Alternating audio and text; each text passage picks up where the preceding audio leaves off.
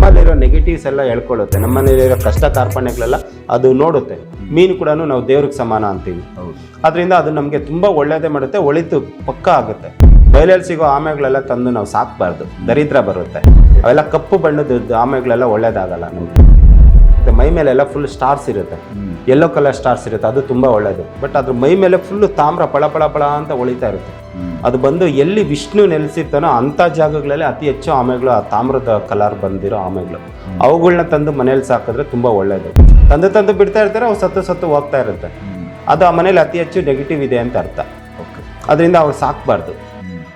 ನನ್ನ ಪ್ರಕಾರ ಸಜೆಷನ್ನು, ನನ್ನ ಮೀನನ್ನ ಸಾಕಬೇಕು, ಸ್ವಲ್ಪ ದಿನ ಸಾಕಿ ಮತ್ತೆ ನೀರಲ್ಲೇ ಬಿಡಬೇಕು. ಇದರಿಂದ ಅಭಿವೃದ್ಧಿ ಕಾಣ್ತಾರೆ, ಮನೇಲಿ ತುಂಬ ಒಳ್ಳೆಯದಾಗುತ್ತೆ ಸರ್, ತುಂಬ ಸಕ್ಸಸ್ ಕಾಣ್ತಾರೆ.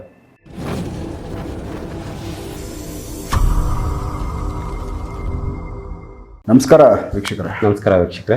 ರಮೇಶ್ ಅವರೀಗ ನೀವು ಮನೆಗೆ ಸಂಬಂಧಪಟ್ಟಂತೆ ಮನೆ ಒಳಗಡೆ ಕೆಲವೊಂದಷ್ಟು ವಾಸ್ತುಕಿಟ್ಟು ಮತ್ತು ಇನ್ನೇನೋ ಬೇರೆ ಕೆಲವೊಂದಷ್ಟು ಸಜೆಷನ್ ಕೊಡ್ತೀರಾ? ಹೌದು ಸರ್. ಬಾಗಿಲು ಕಟ್ಟೋದು ಇವೇನೋ ಒಂದಷ್ಟು ಅಭಿವೃದ್ಧಿ ಆಗಲಿ ಮನೆ ಅಂತ. ಜನರಲ್ಲಾಗಿ ಕೆಲವೊಂದಷ್ಟು ಮನೆಗಳಲ್ಲಿ ಅಭಿವೃದ್ಧಿ ಆಗೋಕ್ಕೇ ಕೆಲವೊಂದು ವಸ್ತುಗಳನ್ನ ಇಟ್ಟಿರ್ತಾರೆ. ಇದು ಫಿಶ್ ಟ್ಯಾಂಕ್ ಮನೆಗಳಲ್ಲಿ ಕೆಲವರು ತುಂಬ, ಇದು ಹೋಟೆಲ್ಸಲ್ಲೂ ನೋಡಿದ್ದೀನಿ, ಬಿಸ್ನೆಸ್ ಮಾಡೋ ಜಾಗಗಳಲ್ಲೂ ನೋಡಿರ್ತೀನಿ, ಮನೆಗಳಲ್ಲೂ ಕೆಲವರು ಇರ್ತಾರೆ. ಅದರಲ್ಲಿ ಪರ್ಟಿಕ್ಯುಲರ್ ಈ ಥರದ್ದೇ ಒಂದು ಮೀನು ಸಾಕಿದ್ರೆ ಅದು ಮನೆಯಲ್ಲಿ ನೆಗೆಟಿವ್ನ ತೊಗೊಂಡು ಮನೆ ಬೆಳವಣಿಗೆ ಆಗುತ್ತೆ. ವಾಸ್ತು ಮೀನು ಅಂತೆಲ್ಲನೂ ಇದೆ, ಇವೆಲ್ಲ ಒಂದಷ್ಟು ನೋಡಿದ್ದೀರಿ. ಈ ಸ್ಪೆಷಲಿ ಫಿಶ್ ಟ್ಯಾಂಕು, ಇದರಿಂದ ಸುತ್ತಮುತ್ತ ಏನೆಲ್ಲ ಒಂದಷ್ಟು ವಿಚಾರ ಐತೆ. ಇದರಿಂದ ಮನೆ ಅಭಿವೃದ್ಧಿ ಆಗುತ್ತೆ ಅಂದರೆ ಯಾವ ಥರ ಅದು ನಾವು ಮಾಡ್ಕೋಬೇಕು? ಇದು ಪರ್ಟಿಕ್ಯುಲರ್ ಇದ್ರ ಬಗ್ಗೆ ಒಂದಷ್ಟು ಕೆಲವರು ಬುದ್ಧಿವಂತರು ಇದನ್ನು ಸಜೆಷನ್ ಮಾಡ್ತಾರೆ, ಇದು ಒಳ್ಳೇದು ಮಾಡ್ಕೊಳ್ಳಿ ಅಂದ್ಬಿಟ್ಟು. ಇನ್ನು ಕೆಲವ್ರಿಗೆ ಅದು ಐಡಿಯಾ ಇರೋದಿಲ್ಲ, ಅದು ಹೆಂಗೆ ಅದು ಅಂತ ಪ್ರಶ್ನೆ ಮಾಡ್ತಾರೆ. ನೀವೇನು ಹೇಳ್ತೀರಿ ಇದ್ರ ಬಗ್ಗೆ? ಸರ್, ಅದು ಫಿಶ್ ಟ್ಯಾಂಕು ಅಕ್ವೇರಿಯಂ ಅಂತಾರೆ. ಇದು ಅನಾದಿ ಕಾಲದಿಂದಲೂ ಬಂದಿದೆ. ಸ್ವಲ್ಪ ಜನ ಇಂಪ್ರೂವ್ಮೆಂಟ್ ಆದಮೇಲೆ ಪ್ರತಿಯೊಬ್ಬರ ಮನೆಯಲ್ಲೂ ಕೆಲವರು ಇಡಿ ಅಂತಾರೆ, ಕೆಲವರು ಇಡಬಾರ್ದು ಅಂತಾರೆ. ನನ್ನ ಸಜೆಷನ್ ಏನು ಅಂತಂದರೆ, ನಮಗೆ ಗೊತ್ತಿರೋ ಜ್ಞಾನದ ಪ್ರಕಾರ ಫಿಶ್ ಟ್ಯಾಂಕು ಮನೆಯಲ್ಲಿ ಇಡಬಾರ್ದು. ಆ್ಯಕ್ಚುಲಿ ಇಡಬಾರ್ದು. ಇದು ಬಿಸ್ನೆಸ್ ಜಾಗದಲ್ಲಿ ಇಟ್ಟರೆ ತುಂಬ ಒಳ್ಳೆಯದು, ಮನೆಗಳಲ್ಲಿ ಇಡಬಾರ್ದು. ಬಿಸ್ನೆಸ್, ನಿಮ್ದು ಯಾವುದೋ ಒಂದು ಬಿಸ್ನೆಸ್, ಹೋಟೆಲು, ಒಂದು ಫ್ಯಾಕ್ಟ್ರಿ, ಒಂದು ಆಫೀಸು, ಅಲ್ಲಿಡಿ.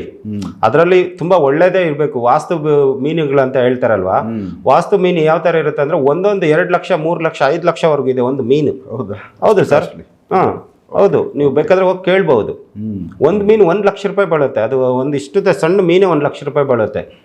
ಅದರಲ್ಲಿ ಕೆಲವೊಂದು ವೆರೈಟೀಸ್ ಇದೆ. ಅದು ತುಂಬ ವಾಸ್ತುಗೆ ತುಂಬ ಒಳ್ಳೆಯದು. ಅಲ್ಲಿ ನೆಗೆಟಿವ್ ಎನರ್ಜಿ ರಿಮೂವ್ ಮಾಡುತ್ತೆ, ಬಿಸ್ನೆಸ್ ಅಭಿವೃದ್ಧಿ ಕಾಣುತ್ತೆ.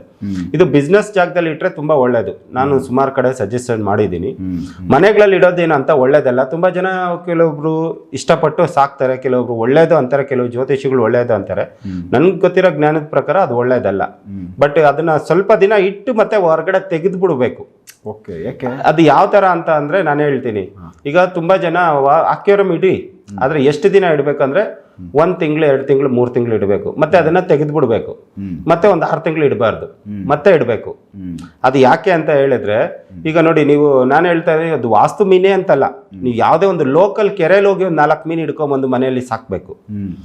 ಮನೇಲಿ ತಗೊಂಡ್ಬಂದ್ಬಿಟ್ಟು ಏನು ಮಾಡ್ಬೇಕಂದ್ರೆ, ಒಂದು ಬೌಲು, ಒಂದು ಸಣ್ಣ ಬೌಲು ಅಥವಾ ಅಕ್ವೇರಿಯಂ, ಒಂದು ಯಾವುದೋ ಗಾಜಿನ ಬಾಕ್ಸಲ್ಲಿ ಮೀನನ್ನ ಬದುಕಿರೋದನ್ನ ತಗೊಂಡು ಬಂದ್ಬಿಟ್ಟು ನಾವು ಒಳ್ಳೆ ದಿನ ತಗೊಂಡು ಬರ್ಬೇಕು. ಅದನ್ನು ಸುಮ್ಮನೆ ಯಾವಾಗಂದ್ರೆ ಯಾವತ್ತೋ ಹಿಡಿತಾರೆ, ದಿನ 24 ಗಂಟೆ 360 ದಿನ ಮೀನು ಹಿಡಿತಾರೆ ಎಲ್ಲರೂ.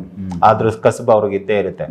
ಆದ್ರೆ ನಾವು ಹೋಗ್ಬೇಕಾದ್ರೆ ಒಳ್ಳೆ ದಿನ ಹೋಗಿ, ನಮ್ಗೆ ಯಾವ್ದು ಒಳ್ಳೆ ದಿನ, ಶುಕ್ರವಾರನೋ, ಗುರುವಾರನೋ, ಸೋಮವಾರನೋ, ಭಾನುವಾರನೋ ಅಥವಾ ಅಮಾವಾಸ್ಯೆ, ಹುಣ್ಣಿಮೆ ಟೈಮಲ್ಲಿ ಹೋಗಿ ಆ ಮೀನುಗಳನ್ನ ಬದುಕಿರೋದನ್ನ, ಅದಕ್ಕೆ ಡ್ಯಾಮೇಜ್ ಮಾಡ್ದಿರಾ, ನಾವು ಅದಕ್ಕೆ ಏನು ಗಾಯ ಮಾಡ್ದಿರ ತಗೊಂಡ್ ಬರ್ಬೇಕು. ಮೀನುಗಳನ್ನ ತಗೊಬಂದ್ಬಿಟ್ಟು ನಮ್ಮ ಮನೇಲಿ ಒಂದು ಬೌಲಲ್ಲೋ ಗಾಜಿನ ಬಾಕ್ಸ್ ಎಲ್ಲ ಹಾಕಿಡ್ಬೇಕು. ಅದು ಹಾಕಿಟ್ರೆ ಏನಾಗುತ್ತೆ ಅಂದ್ರೆ, ಮನೇಲಿರೋ ನೆಗೆಟಿವ್ಸ್ ಎಲ್ಲ ಅದು ಹೇಳ್ಕೊಳ್ಳುತ್ತೆ. ಮೀನು ಮನೆ ಅಭಿವೃದ್ಧಿಗೆ ಕಾರಣ ಆಗುತ್ತೆ. ಮೀನು ವರ್ಷ ಪೂರ್ತಿ ಇಡೋದೇನು ಬೇಡ. ಅದು ಈ ಕೆರೆಯಲ್ಲಿ ಲೋಕಲ್ ಮೀನಾದ್ರೂ ಪರವಾಗಿಲ್ಲ, ತುಂಬಾ ಜನ ಬದುಕಿರೋದು ಹಿಡಿತಾ ಇರ್ತಾರೆ, ಅದನ್ನ ತಗೊಂಡ್ ಬಂದು ಇಟ್ರು ಪರವಾಗಿಲ್ಲ, ಇಲ್ಲ ವಾಸ್ತು ಮೀನಾದ್ರೂ ಪರವಾಗಿಲ್ಲ. ಮತ್ತೆ ಅದನ್ನ ಏನ್ ಮಾಡ್ಬೇಕು ಅಂತಂದ್ರೆ, ಮನೆಗೆ ತಗೊಂಡ್ಬಂದು ಅದನ್ನ ಏನು ತೊಂದರೆ ಕೊಡಬಾರ್ದು. ನಾವು ಅದಕ್ಕೆ ಒಳ್ಳೆ ಆಹಾರ ಕೊಡ್ಬೇಕು. ನಾವು ಯಾವ ತರ ಒಳ್ಳೆ ಊಟ ಪ್ರತಿದಿನ ನಾವು ತಿಂದು ಯಾವ ತರ ಶುದ್ಧವಾಗಿರ್ತೀವೋ, ಅದೇ ತರನ ಅದಕ್ಕೆ ವಾರಕ್ಕೊಂದ್ ದಿವಸ ನೀರ್ ಚೇಂಜ್ ಮಾಡ್ಬೇಕು, ಒಳ್ಳೆ ಊಟ ಕೊಡ್ಬೇಕು, ಅದೇನ್ ತಿನ್ನುತ್ತೋ ಅದನ್ನ ಕೊಡ್ಬೇಕು. ಅದನ್ನು ನಾವು ನಮ್ಮ ಫ್ಯಾಮಿಲಿ ಮೆಂಬರ್ ತರನೇ ಸಾಕ್ಬೇಕು ಅವುಗಳನ್ನ, ಖುಷಿಯಿಂದಾನೆ. ಅವು ಯಾವ ಮೀನುಗಳು ಕೂಡ ಎಷ್ಟು ಖುಷಿಯಿಂದ ಇರಬೇಕೋ, ಅದು ಸಾಕು ಪ್ರಾಣಿಗಳು ಅಷ್ಟೇ. ನಾವು ಎಷ್ಟು ಖುಷಿಯಿಂದ ಅವುಗಳನ್ನ ಸಾಕ್ತಿವೋ ನಮ್ಮ ಮನೆಗೆ ಅಷ್ಟೇ ಒಳ್ಳೇದಾಗುತ್ತೆ. ತುಂಬಾ ಜನ ನಾಯಿಗಳನ್ನ ಸಾಕ್ತಾರೆ, ಒಂದೊಂದು ದಿವಸ ಊಟನೇ ಹಾಕಿರಲ್ಲ, ಅವು ಪಾಪ ಎಲ್ಲೆಲ್ಲೋ ಓದಾಡ್ತಾ ಇರ್ತವೆ. ಮೀನು ಅಷ್ಟೇ, ಮೀನಿನ ನಾವು ತುಂಬಾ ಪ್ರೀತಿಯಿಂದ ಸಾಕ್ಬೇಕು. ತಂದು ಮನೆಯಲ್ಲಿ ಇಟ್ಟು ಸಾಕಿ ಒಂದ್ ಸ್ವಲ್ಪ ದಿನ 1 ತಿಂಗಳು 2 ತಿಂಗಳು ಇಟ್ಕೋಬೇಕು. ಮತ್ತೆ ಅದನ್ನ ತಗೊಂಡೋಗಿ ಯಾವ್ದಾದ್ರು ಒಳ್ಳೆ ನೀರಲ್ಲಿ ಬಿಡಬೇಕು. ಎಲ್ಲೋ ನಮ್ಮೂರಿಲೋ ಇಲ್ಲ ಕೆರೆಯಲ್ಲೋ ಒಳ್ಳೆ ಕೆರೆ, ಒಳ್ಳೆ ನೀರು, ಹರಿಯೋ ನೀರು, ಕೆರೆ, ಕುಂಟೆ, ಬಾವಿ ಎಲ್ಲಾದ್ರೂ ಒಳ್ಳೆ ಪುಣ್ಯಕ್ಷೇತ್ರಗಳಲ್ಲಿ ಈ ಮನೇಲಿರೋ ಮೀನನ್ನ ನಾವು ಸಾಕಿ ಇರೋ ಮೀನನ್ನ ತಗೊಂಡೋಗಿ ಬಿಡಬೇಕು. ಸ್ವಚ್ಛಂದವಾಗಿ ಹಾರಾಟ ಮಾಡಬೇಕು. ನೋಡಿ, ನಾವು ಹಿಡ್ಕೊಂಡ್ ಬಂದಾಗ ಅವಳಿಗೆ ಒಂಥರ ಆತಂಕ ಇರುತ್ತೆ, ಅಯ್ಯೋ ಏನ್ ಮಾಡ್ಬಿಡ್ತಾರೋ, ಸಾಯಿಸ್ಬಿಡ್ತಾರೆ ಅಂತ. ಯಾಕಂದ್ರೆ ಬದುಕಿರುತ್ತಲ್ವಾ ಮೀನು. ನಾವು ಮನೇಲಿ ತಗೊಂಡ್ಬಂದು ತುಂಬಾ ಪ್ರೀತಿಯಿಂದ ಸಾಕಿರ್ತೀವಿ, ಅದು ತುಂಬಾ ಖುಷಿಯಿಂದ ಸ್ವಲ್ಪ ದಿನ ಓಡಾಟ ಮಾಡ್ತಾ ಇರುತ್ತೆ. ಮತ್ತೆ ಅದನ್ನ ನಾವು ತಗೊಂಡೋಗಿ ಅದನ್ನ ನಾವು ನದಿಲಿ ಬಿಟ್ಟಾಗ ಅದಕ್ಕೆ ದೊಡ್ಡ ನದಿ ಸಿಕ್ಬಿಡುತ್ತಲ್ಲ, ಬದುಕೊಂಡ್ಬಿಟ್ಟಿವಿ ಅಂತ ಇನ್ನೂ ಖುಷಿ ಆಗ್ಬಿಡುತ್ತೆ. ಆ ಮೀನು ಎಷ್ಟು ಖುಷಿ ಪಡುತ್ತೋ ನಮ್ಮ ಜೀವನ ಅಷ್ಟು ಉದ್ಧಾರ ಆಗುತ್ತೆ. ಈ ಪರಿಹಾರ ಯಾರಿಗೂ ಗೊತ್ತೇ ಇಲ್ಲ ಇವತ್ತವರೆಗೂ, ನಾನೆಲ್ಲೂ ಕೇಳಲೂ ಇಲ್ಲ. ಕ್ಷೇತ್ರಗಳಲ್ಲಿ ಮೀನಿಗೆ ಆಹಾರ ಹಾಕೋದು ಇವೆಲ್ಲ ಅದು ಹೇಳ್ತೀನಿ ಸರ್. ಅದು ರೀಸನ್ ಏನಾದ್ರು ಈ ತರ ಇದೆಯಾ? ಇದೆ ಸರ್, ಇದೆ. ಇದನ್ನ ನಾವು ಪುಣ್ಯಕ್ಷೇತ್ರದಲ್ಲೇ ಬಿಡ್ಬೇಕಂತ ಏನಿಲ್ಲ ಸರ್. ನಾವು ಸಾಕಿರೋ ಮೀನನ್ನ ಪುಣ್ಯಕ್ಷೇತ್ರದಲ್ಲೇ ಬಿಡ್ಬೇಕಂತಿಲ್ಲ. ನಮ್ಮೂರಲ್ಲಿ ಯಾವ್ದಾದ್ರು ಒಂದು ಬಾವಿ ಇರ್ಬೋದು, ಕೆರೆ ಇರ್ಬೋದು, ಒಳ್ಳೆ ನೀರಲ್ಲಿ ಅದನ್ನ ತಗೊಂಡೋಗಿ ಮೀನಿರೋ ಕಡೆ ಅದನ್ನ ಬಿಡಬೇಕು. ನಮ್ಮ ಮನೇಲಿ ಸಾಕಿರೋ ಮೀನನ್ನ ನಾವು ಮತ್ತೆ ನೀರಿಗೆ ಬಿಡಬೇಕು ಸ್ವಲ್ಪ ದಿನ ಆದ್ಮೇಲೆ. ಅವು ನಮ್ಮ ಮನೆಗೆ ಬಂದಾಗ ನಮ್ಮಲ್ಲಿರೋ ನೆಗೆಟಿವ್ಸ್ ಎಲ್ಲ ಹೇಳ್ಕೊಳ್ಳುತ್ತೆ, ನಮ್ಮನೇಲಿರೋ ಕಷ್ಟ ಕಾರ್ಪಣ್ಯಗಳೆಲ್ಲ ಅದು ನೋಡುತ್ತೆ. ಮೀನು ಕೂಡ ನಾವು ದೇವ್ರಿಗೆ ಸಮಾನ ಅಂತೀವಿ. ಅದರಿಂದ ಅದು ನಮ್ಗೆ ತುಂಬಾ ಒಳ್ಳೇದೇ ಮಾಡುತ್ತೆ, ಒಳಿತು ಪಕ್ಕ ಆಗುತ್ತೆ. ಇದನ್ನ ತಗೊಂಡ್ ಬಂದು ಚೆನ್ನಾಗಿ ಸಾಕಿ ಮತ್ತೆ ತಗೊಂಡೋಗಿ ಮತ್ತೆ ನೀರಿಗೆ ಬಿಡಬೇಕು. ಇದನ್ನ ಅವಾಗ ಮಾಡ್ತಾ ಇರ್ಬೇಕು. 1-3 ತಿಂಗಳಿಗೋ 4 ತಿಂಗಳಿಗೋ ಅವ್ರಿಗೆ ಯಾವಾಗ ಅನುಕೂಲ ಆಗುತ್ತೆ ಅವಾಗ. ಮತ್ತೆ ನೋಡಿ, ತುಂಬಾ ಪುಣ್ಯಕ್ಷೇತ್ರಗಳಲ್ಲಿ ಅತಿ ಹೆಚ್ಚು ಮೀನುಗಳು ಅದು ಎಲ್ಲೂ ಹೋಗೋದಿಲ್ಲ, ಅಲ್ಲೇ ಇರುತ್ತೆ. ತುಂಬಾ ಜನಕ್ಕೆ ಮೀನುಗಳಿಗೆ ಊಟ ಕೊಟ್ರೆ ತುಂಬಾ ಕಷ್ಟ ಕಾರ್ಪಣ್ಯಗಳೆಲ್ಲ ನಿವಾರಣೆ ಆಗುತ್ತೆ. ತುಂಬಾ ಒಳ್ಳೇದು. ಯಾರಿಗೆ ಲಗ್ನದಲ್ಲಿ ಚಂದ್ರ ತುಂಬಾ ಚೆನ್ನಾಗಿರ್ತಾನೋ, ಜಾತಕದಲ್ಲಿ ತುಂಬಾ ಚಂದ್ರ ಚೆನ್ನಾಗಿರ್ತಾನೋ, ಜಾತಕ ನಾವು ಕುಂಡಲಿ ಹಾಕಿ ನೋಡಿದಾಗ ಅಂತವ್ರು ಅತಿ ಹೆಚ್ಚು ಮೀನುಗಳಿಗೆ ಊಟ ಕೊಡ್ಬೇಕು. ಈ ದೇವಸ್ಥಾನಗಳ ಹತ್ರ ನೋಡಿ, ನಾವು ಈಗ ಧರ್ಮಸ್ಥಳದಲ್ಲಿ ನೋಡ್ತೀವಿ, ಕುಕ್ಕೆಯಲ್ಲಿ ನೋಡ್ತೀವಿ, ಮತ್ತೆ ಬೇರೆ ಬೇರೆ ಕಡೆ ನೋಡ್ತೀವಿ, ನದಿ ಹರಿತಾ ಹೋಗ್ತಾ ಇರುತ್ತೆ, ಬಟ್ ಆ ಮೀನು ಎಲ್ಲೂ ಹೋಗಲ್ಲ, ಅಲ್ಲೇ ಇರುತ್ತೆ, ರಾಶಿ ಬಂದಿರುತ್ತೆ ಅಲ್ಲೇ. ಆಮೇಲೆ ಕೆಲವು ಕಡೆ ಕಲ್ಯಾಣಿಗಳು ಕಟ್ಟಿರ್ತಾರೆ, ಅಲ್ಲೂ ಮೀನುಗಳಿರುತ್ತೆ, ಮತ್ತೆ ಆಮೆಗಳೆಲ್ಲ ಇರುತ್ತೆ ದೇವ್ರಿಗೆ ಸಂಬಂಧಪಟ್ಟಿದ್ದ ದೇವಸ್ಥಾನಗಳಲ್ಲಿ. ನೀವು ನೋಡ್ಬೋದು, ಈಗ ಬೇಲೂರಲ್ಲಿ ಆ ಕಲ್ಯಾಣಿ ಒಳಗಡೆ ಎಷ್ಟಿದೆ ಅಂದ್ರೆ ಆಮೆಗಳು, ತುಂಬಾ ಪವರ್ಫುಲ್ ಆಮೆಗಳು, ಅದು ತುಂಬಾ ಕಾಸ್ಟ್ಲಿ ಅಂತ ಆಮೆ ಒಂದು ತಗೊಂಬಂದ್ ಮನೇಲಿ ಇಟ್ಕೊಂಡ್ರೆ ಸಾಕು, ಅದು ಕೂಡ ತುಂಬಾ ಒಳ್ಳೇದಾಗುತ್ತೆ. But ಬರಬಾರ್ದಲ್ವಾ sir? ಕಲ್ಯಾಣಿಯಿಂದ ತರ್ಬೋದು ಸರ್, ಆದ್ರೆ ಅದು ವಾಸ್ತು ಇರಬೇಕು. ನೋಡಿ, ಆಮೆಗಳಲ್ಲಿ ಸುಮಾರು 10 ವಿಧ ಇದೆ. ನೀರಲ್ಲಿರೋ ಆಮೆನೆ ಬೇರೆ, ಬಯಲಲ್ಲಿರೋ ಆಮೆನೆ ಬೇರೆ. ಬಯಲಲ್ಲಿರೋದು ಯಾಕೆ? ಕೆಲವೊಂದು ಆಮೆಗಳು ಬಯಲಲ್ಲಿ ಇರುತ್ತೆ. ಹೌದು, ಅದು ಕಪ್ಪು. ಕೆಲವೊಂದು ಆಮೆಗಳು ಈಗ ಏನಾಗುತ್ತೆ ಅಂದ್ರೆ ಬಯಲಲ್ಲಿ ಇರುತ್ತೆ. ಬಯಲಲ್ಲಿ ಅಂದ್ರೆ ಅವೇನೋ ಆಚೆ ಕಡೆ ಓಡಾಡ್ತಾ ಇರಲ್ಲ, ಅದು ಒಂದು ಮನೆಗಿನ ಏನೋ ಮಾಡ್ಕೊಂಡಿರುತ್ತೆ. ಸಮ್ ಟೈಮ್ಸ್ ಹೊರಗಡೆ ಬರುತ್ತೆ. ಅವೇನಂತ ಒಳ್ಳೇದಲ್ಲ ಸರ್. ಅದು ಬಯಲಲ್ಲಿ ಸಿಗೋ ಆಮೆಗಳೆಲ್ಲ ತಂದು ನಾವು ಸಾಕ್ಬಾರ್ದು, ದರಿದ್ರ ಬರುತ್ತೆ. ಅವೆಲ್ಲ ಕಪ್ಪು ಬಣ್ಣದ ಆಮೆಗಳೆಲ್ಲ ಒಳ್ಳೇದಾಗಲ್ಲ ನಮ್ಗೆ. ಅದರಲ್ಲಿ ಸ್ಟಾರ್ ಆಮೆ ಅಂತ ಬರುತ್ತೆ, ಮೈ ಮೇಲೆಲ್ಲ ಫುಲ್ ಸ್ಟಾರ್ಸ್ ಇರುತ್ತೆ, ಯೆಲ್ಲೋ ಕಲರ್ ಸ್ಟಾರ್ಸ್ ಇರುತ್ತೆ, ಅದು ತುಂಬಾ ಒಳ್ಳೇದು. ಅದ್ರಲ್ಲಿ ಬೇರೆ ಒಂದು ತಾಮ್ರದ ಬಣ್ಣ ಇರುತ್ತೆ ಸರ್, ಒಂದು ತಾಮ್ರದ ಬಣ್ಣದ ಆಮೆಗಳು ಇರುತ್ತೆ, ಅದು ಸ್ಟಾರ್ ಆಮೆನೆ. ಬಟ್ ಅದ್ರ ಮೈ ಮೇಲೆ ಫುಲ್ ತಾಮ್ರ ಪಳ ಅಂತ ಹೊಳಿತಾ ಇರುತ್ತೆ. ಅದು ಬಂದು ಎಲ್ಲಿ ವಿಷ್ಣು ನೆಲೆಸಿರ್ತಾನೋ ಅಂತ ಜಾಗಗಳಲ್ಲಿ ಅತಿ ಹೆಚ್ಚು ಆಮೆಗಳು ಆ ತಾಮ್ರದ ಕಲರ್ ಬಂದಿರೋ ಆಮೆಗಳು, ಅವುಗಳನ್ನ ತಂದು ಮನೇಲಿ ಸಾಕಿದ್ರೆ ತುಂಬಾ ಒಳ್ಳೇದು.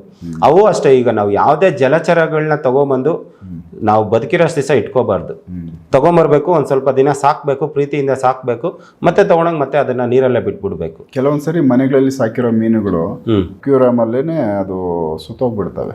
ಅದು ಇದ್ಯಾಕೆ ಕೆಲವೊಂದು ಮೀನುಗಳು ಮನೆಯಲ್ಲಿ ಸಾಕಿರೋ ಮೀನುಗಳು ಸಾಯ್ತವೆ? ಅದೇ ಸರ್ ನಾನು ಹೇಳಿದ್ದು. ಈಗ ನಾವು ಯಾವುದೇ ಒಂದು ಮೀನ್ನ ತಗೊಂಬಂದು ನಾನು ಯಾಕೆ ವರ್ಷ ಪೂರ್ತಿ ಇಡಬಾರ್ದು ಅಂತ ಹೇಳಿದ್ನಲ್ಲ, ಇದೇ ಕಾರಣಕ್ಕೆ ಹೇಳಿದ್ದು. ಯಾಕೆ ಹೇಳ್ದೆ ಅಂತಂದ್ರೆ, ಈಗ ನೋಡಿ, ಅದು ನಮ್ಮ ಮನೇಲಿ ಯಾರಾದ್ರೂ ಆರೋಗ್ಯಕ್ಕೀಡಾದ್ರೆ ಒಂದು ಮೀನಲ್ಲಿ ಸತ್ತೋಗ್ಬಿಡುತ್ತೆ. ನಮ್ಮ ಮನೇಲಿ ಅಕ್ವೇರಿಯಂ ಇರುತ್ತೆ, ಒಂದ್ ಮೀನಲ್ಲಿ ಏನಾದ್ರೂ ಅದಕ್ಕೆ ಕಾಯಿಲೆ ಬಂತಂದ್ರೆ ಮನೇಲಿರೋ ಯಾರಾದ್ರೂ ಒಂದು ಫ್ಯಾಮಿಲಿ ಮೆಂಬರ್ಗೆ ಕಾಯಿಲೆ ಬರುತ್ತೆ. ಅವ್ರು ಮುನ್ಸೂಚನೆ ಕೊಡುತ್ತೆ. ಮನೇಲಿ ಏನೇ ಒಂದು ನೆಗೆಟಿವ್ ಆದ್ರೂ ಅಲ್ಲಿ ಮುನ್ಸೂಚನೆ ಕೊಡ್ತಾ ಇರುತ್ತೆ. ತುಂಬಾ ಜನ ಮನೆಗಳಲ್ಲಿ ನೋಡಿ, ಮೀನ್ನ ಸಾಕ್ತಾ ಇರ್ತಾರೆ, ಅದು ಯಾವಾಗ್ಲೂ ಸಾಯ್ತಾ ಇರುತ್ತೆ, ತಂದು ಬಿಡ್ತಾ ಇರ್ತಾರೆ, ಅವು ಸತ್ತು ಹೋಗ್ತಾ ಇರುತ್ತೆ. ಅದು ಆ ಮನೇಲಿ ಅತಿ ಹೆಚ್ಚು ನೆಗೆಟಿವ್ ಇದೆ ಅಂತ ಅರ್ಥ. ಅದರಿಂದ ಅವ್ರು ಸಾಕ್ಬಾರ್ದು. ನನ್ನ ಪ್ರಕಾರ ಸಜೆಷನ್, ನನ್ನ ಮೀನನ್ನ ಸಾಕ್ಬೇಕು, ಸ್ವಲ್ಪ ದಿನ ಸಾಕಿ ಮತ್ತೆ ನೀರಲ್ಲೇ ಬಿಡಬೇಕು. ಇದರಿಂದ ಅಭಿವೃದ್ಧಿ ಕಾಣ್ತಾರೆ, ಮನೇಲಿ ತುಂಬಾ ಒಳ್ಳೇದಾಗುತ್ತೆ ಸರ್, ತುಂಬಾ ಸಕ್ಸಸ್ ಕಾಣ್ತಾರೆ. ಸೂಪರ್. ಸೊ ವೀಕ್ಷಕರು, ಯಾಕಂದರೆ ಸಾಕಷ್ಟು ಜನಕ್ಕೆ ಮೀನುಗಳು ಇಲ್ಲ ಸಾಕು ಪ್ರಾಣಿಗಳ ಬಗ್ಗೆ ಪ್ರೀತಿ ವಿಶ್ವಾಸ, ಅವುಗಳು ಸಾಕಬೇಕನ್ನೋ ಆಸೆ. ಸಾಕಷ್ಟು ಜನ ವಾಸ್ತುಗೋಸ್ಕರ ಅಭಿವೃದ್ಧಿಗೋಸ್ಕರ ಸಾಕ್ತಾರೆ, ಇನ್ನೊಂದು ಸ್ವಲ್ಪ ಜನ ಅದನ್ನು ಪ್ರೀತಿ ವಿಶ್ವಾಸಕ್ಕೋಸ್ಕರ ಸಾಕ್ತಾರೆ. ಬಟ್ ಇದರಲ್ಲಿ ಒಂದು ಲೆಕ್ಕಾಚಾರ ಐತೆ. ಸೊ ರಮೇಶ್ ಶರ್ಮಾ ಅವರು ಹೇಳ್ದಂಗೆ ಸೊ ಈ ಒಂದು ಕಾನ್ಸೆಪ್ಟನ್ನ ರೆಗ್ಯುಲರಾಗಿ ಪರ್ಮನೆಂಟಾಗಿ ಇಟ್ಕೊಳ್ಳೋದಲ್ಲ, ಒಂದು 6 ತಿಂಗಳಿಗೆ ಇಲ್ಲ 3 ತಿಂಗಳಿಗೆ ಬದಲಾಯಿಸ್ತಾ ಇದ್ದರೆ ನಮ್ಮಲ್ಲಿ ಕೂಡ ಜೀವನ ತುಂಬ ಡೆವಲಪ್ಮೆಂಟ್ ಆಗುತ್ತೆ ಅಂತ. ಅವು ಪ್ರಾಣಿಗಳು ಸಂತೋಷವಾಗಿದ್ದಷ್ಟು ನಮ್ಮ ಒಂದು ಏಳಿಗೆ ಚೆನ್ನಾಗಿರುತ್ತೆ ಅಂತ ಹೇಳಿದ್ರು.